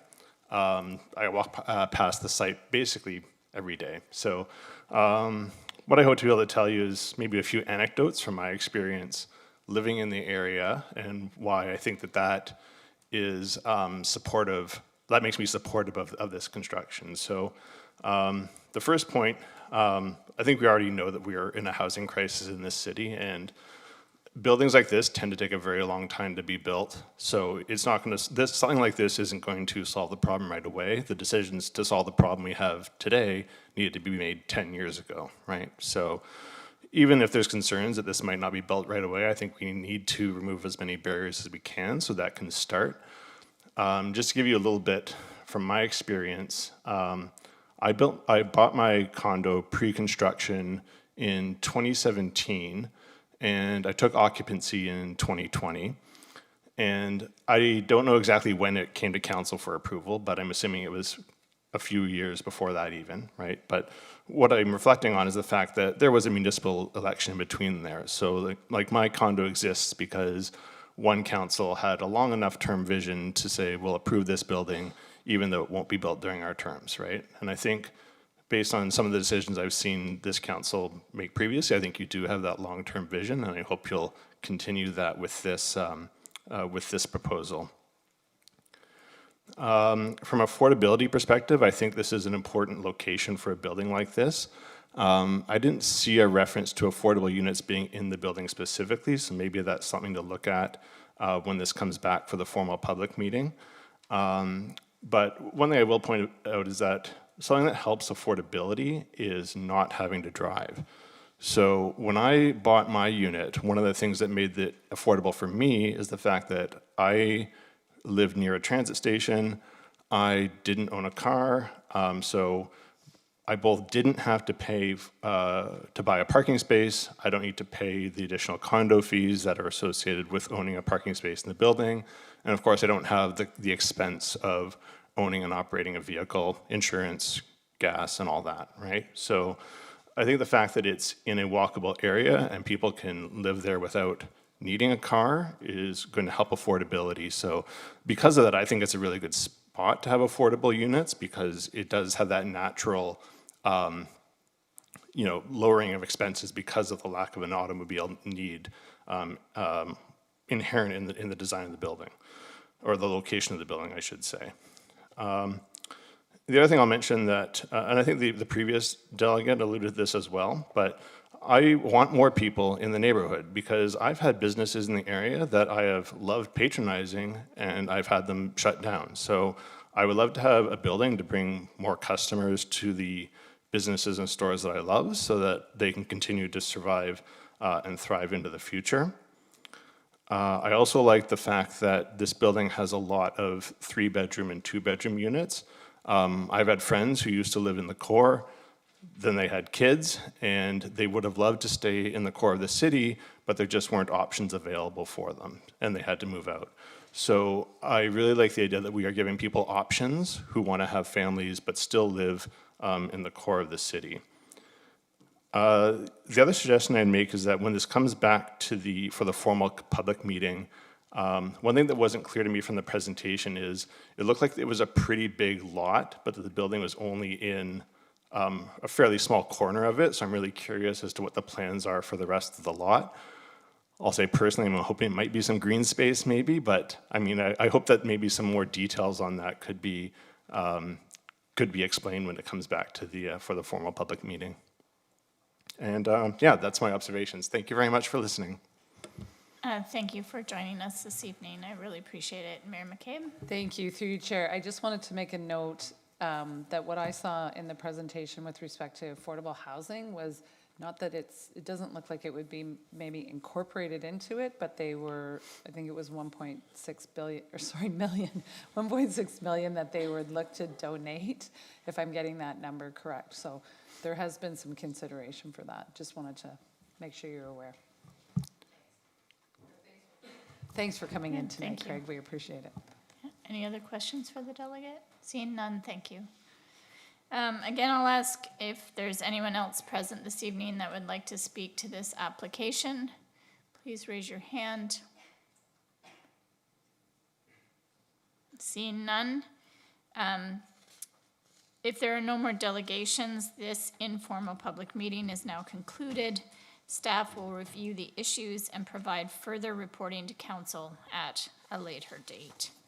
Thank you very much. So we're moving on to consideration of notice of motion given at a previous meeting. There is none. Notice of motion, Mayor McCabe has a notice of motion here with regard to the blue box. I gather that we'll deal with that at a future meeting. It's here for your reading. Communications and correspondence, there's none. Any unfinished business? There's none. Questions, council?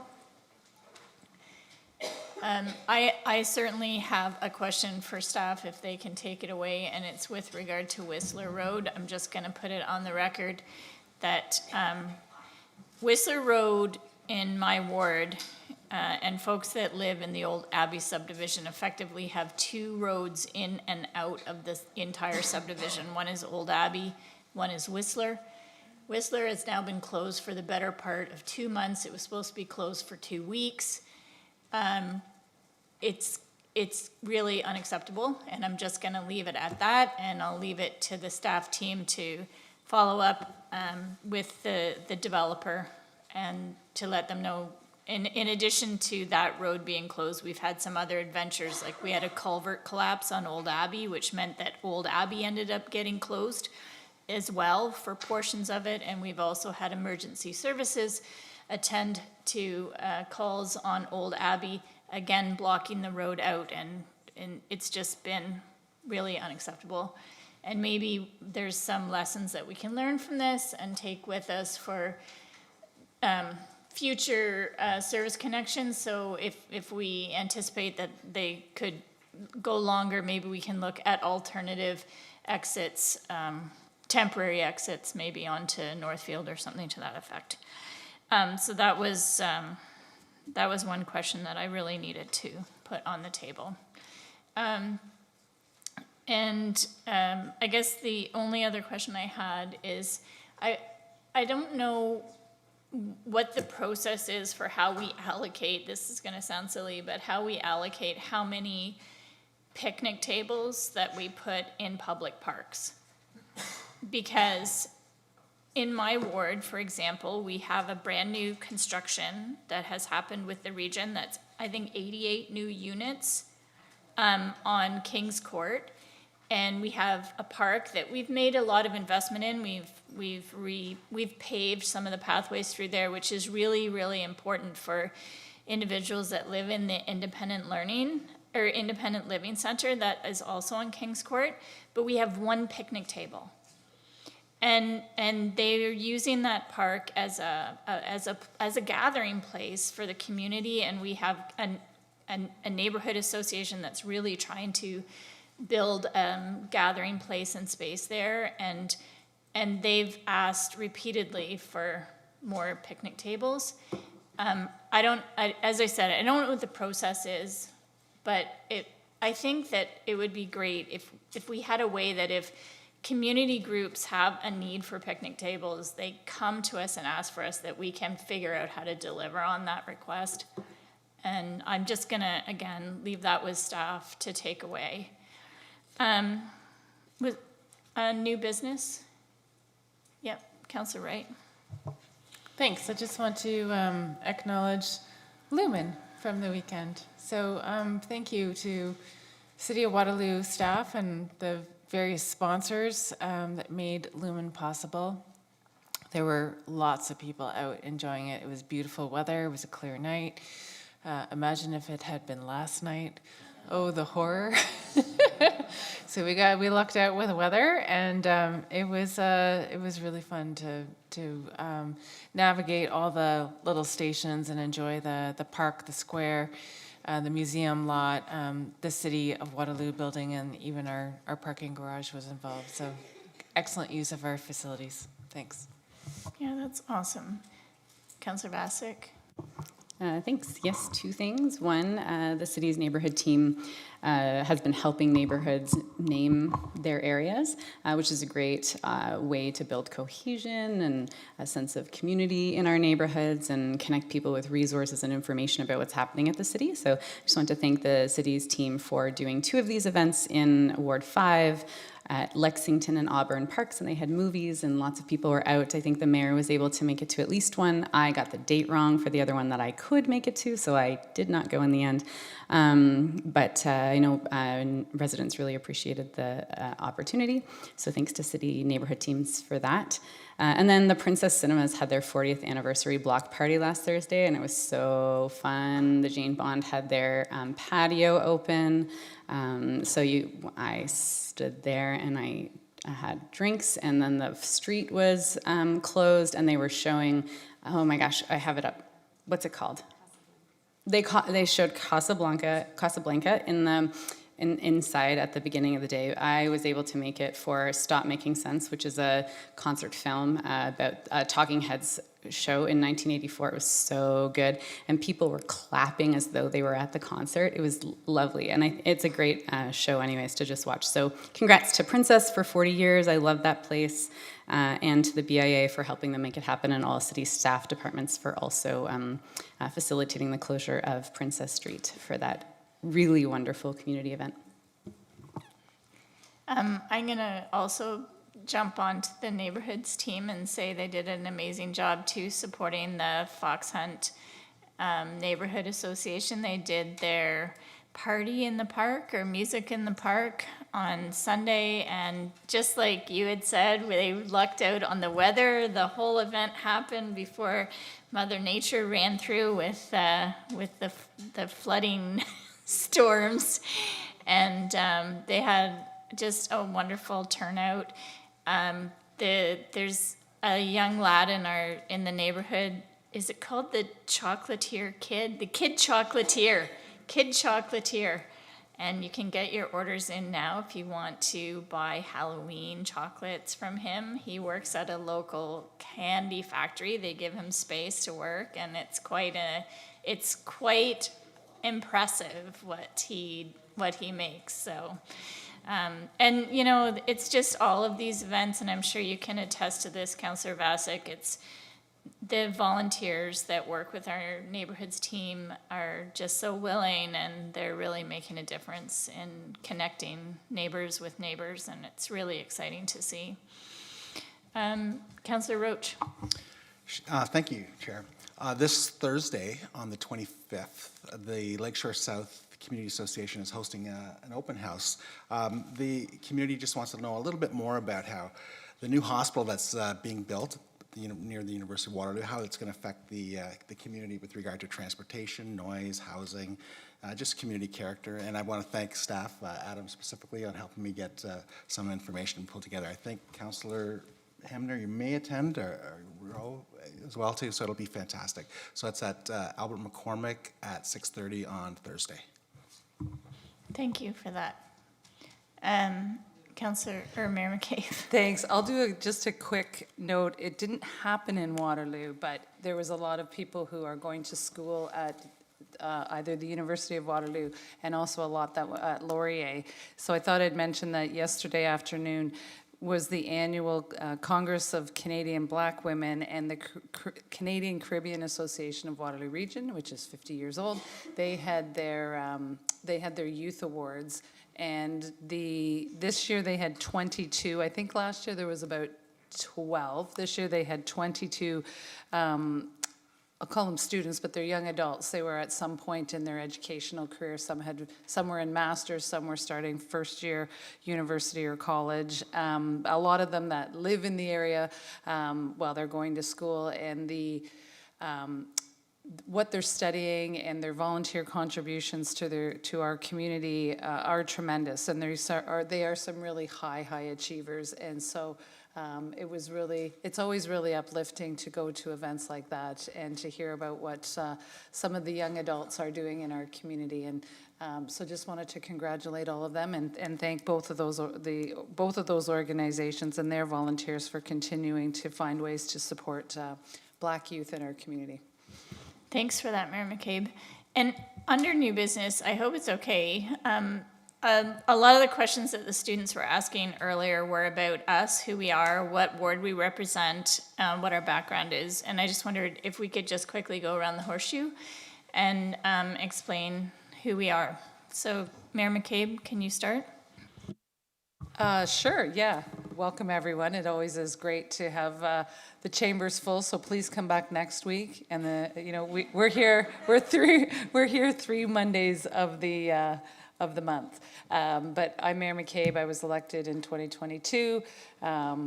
It was my first time running, and I was not serving previously on council, but was lucky enough to get elected as mayor. And I'm 3 years into a 4-year term. Is that about what you were hoping for? Yeah, that's perfect. Okay. Councillor Wright. Thank you. My name is Julie Wright. I am the Uptown Ward 7 councillor. So everything Uptown Waterloo is my life, literally. I do everything Uptown, literally everything Uptown. So I live up here with my family, and I grew up in the region, went away for a long time, came back. Waterloo had changed immensely. There was no such thing as a BlackBerry when I left Waterloo. Outside of council, I work on water health in Canada. So fresh water is my thing. Thanks. Councillor Bodley. Thank you. I'm Royce Bodley. I'm originally from London. Sadly for you guys, I moved here to go to Laurier 25 years ago, and I graduated with my degree in accounting and decided that accounting sucked, and I didn't want to do that. And so I got into sales and product development. I worked for consumer product companies doing toys and sporting goods for 15 years. And I decided to run for council in 2018, and it was my first time running, and I won by 19 votes. And I am still here 7 years later, and really happy and proud and privileged to be able to sit here with all of my colleagues and make decisions on behalf of the city. Thanks. I'm Councillor Diane Freeman. I was first elected in 2006. When I'm not here, I work as an environmental engineer, and my area of specialty is air quality. I represent Ward 4, which is the area around Rim Park, Conestoga Mall, and that part of the city. I normally sit where Mayor McCabe is sitting today, but at council we share the chair position, and I'm the chair of finance, so once a month when we have finance matters on the agenda, I chair the council meetings. Councillor Hanmer? Thank you. I'm Councillor Sandra Hanmer, and I'm in Ward 1, which is the southwest area of the city, just past the University of Waterloo and Laurier. My background is health and social services. I've worked for many, many years in not-for-profits, and like Councillor Bodley, I was elected in 2018 for my first term. Going through COVID, felt like we needed to do something more, and have been really privileged to be able to be in my second term and feel that we are making a strong contribution to our community. Delighted to be here. Councillor Roach. Hello, welcome. My name is Councillor Hans Roach, and I think half of us up here were just elected in the last term, so we're new. I represent Ward 3, which is North Waterloo, the area that is maybe closest to the farmers market, Laurel Creek, that area. I'm from Laurier. I'm a Laurier grad. In fact, we've got homecoming this weekend, and I graduated. This is my 40th anniversary of my graduation. I graduated 40 years ago from Laurier. Yeah, so I'm so happy to see you folks out here and here and ready to learn. That's great. Councillor Rowe. Thank you.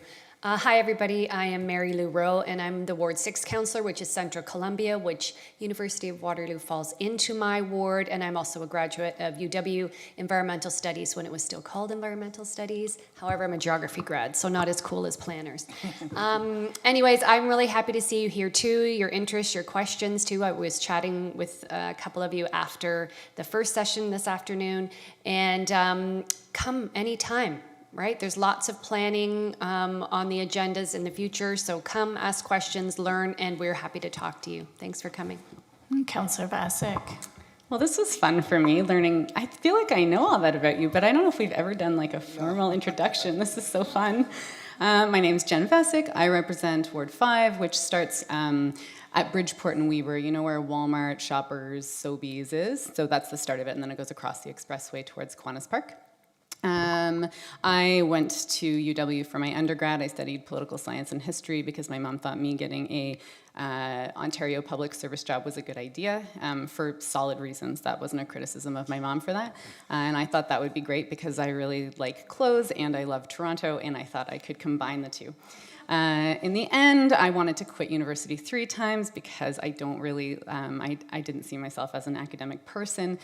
But finally, in the 3rd year, when I was going to quit, my mom was like, just ride it out. You have 1 more year. So I started volunteering at the Grand River Hospital, where I learned I really wanted to be a social worker because I loved working with people.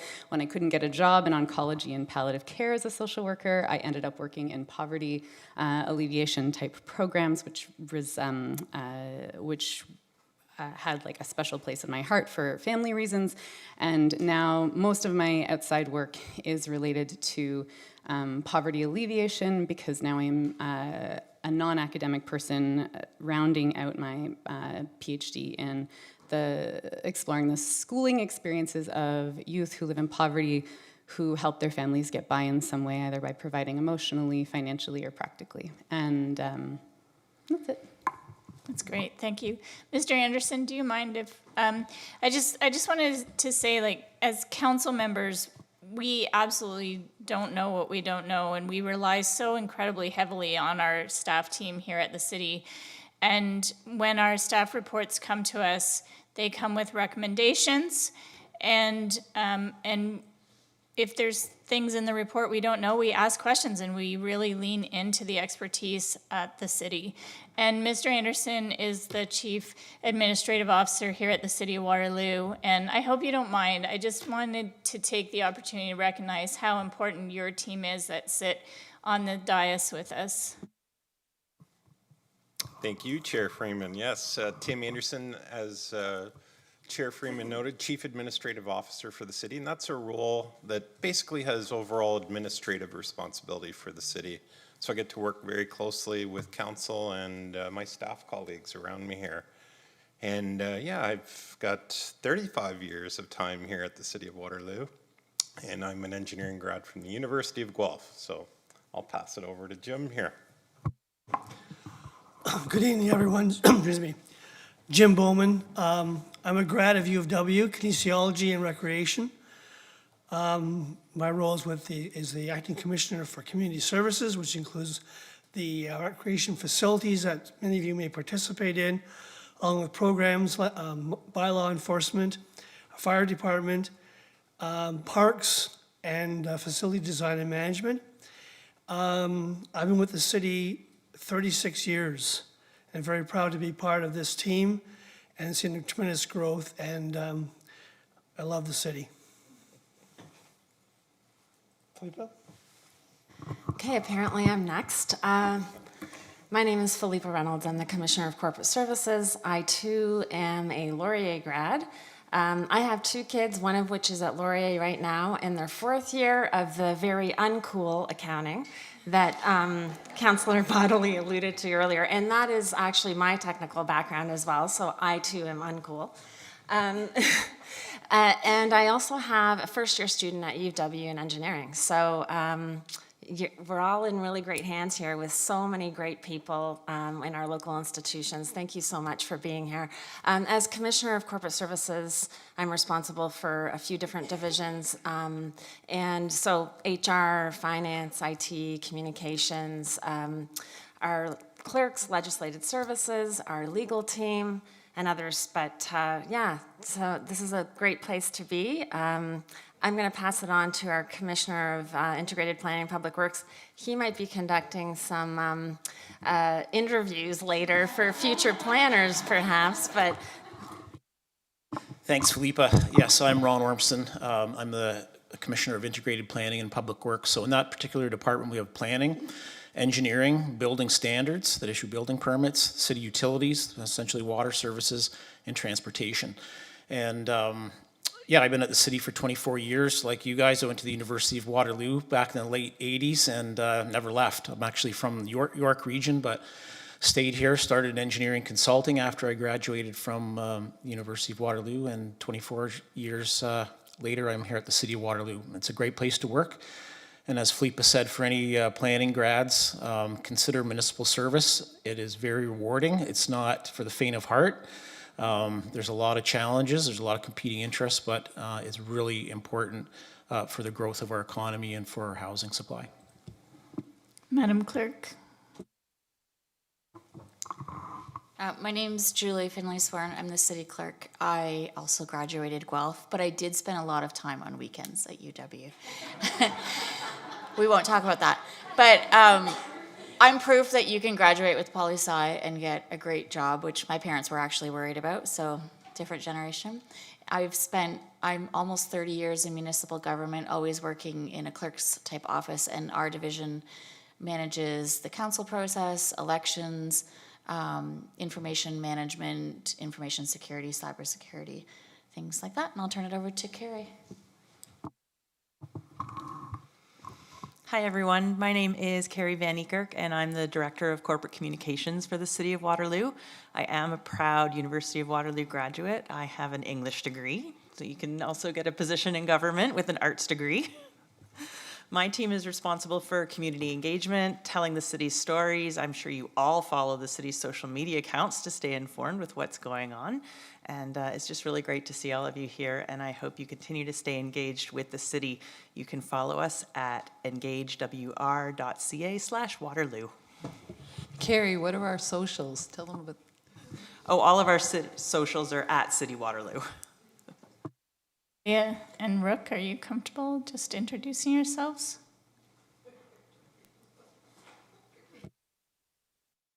It's just, you know, the team that sits right in front of us, they come to every single council meeting.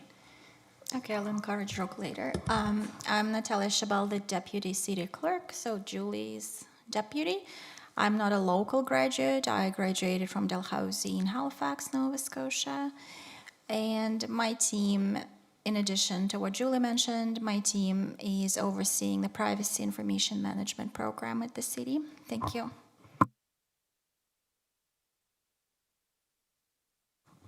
My name is Rook Ward. I'm the council coordinator, so I do the minutes, the agendas, and coordinate all the delegations for the meetings. I am also not a local graduate. I went to Humber actually for paralegal studies, which I'm not really using. But it's really great working for the city, and I'm here almost every Monday. And I know that we have our IT specialist who's also with us for every single council meeting. I don't think do you have a microphone there? No. So, and just out of curiosity, like, I mean, we have members of our planning team that come almost every week. I don't know by a raise of hand, how many planners do we have from the city? Or have they moved on? Yeah, they've left. Yeah, I did. Admittedly, I've kept everyone a little bit later than normal, and I want to thank everyone for your willingness to share. I just think that I think Mr. Armstrong said it really well, that there's a lot of opportunity to work in the municipal sector, and that it's really meaningful work. And so I hope that you'll consider those opportunities upon graduation. And so we're on to item 18, Council. Enactment of bylaws. Councillor Bodley, seconded by Councillor Rowe. All those in favor? And a motion to adjourn, my friends. Moved by Councillor Wright, seconded by Councillor Vasic. All in favor. Thank you. Have a good evening.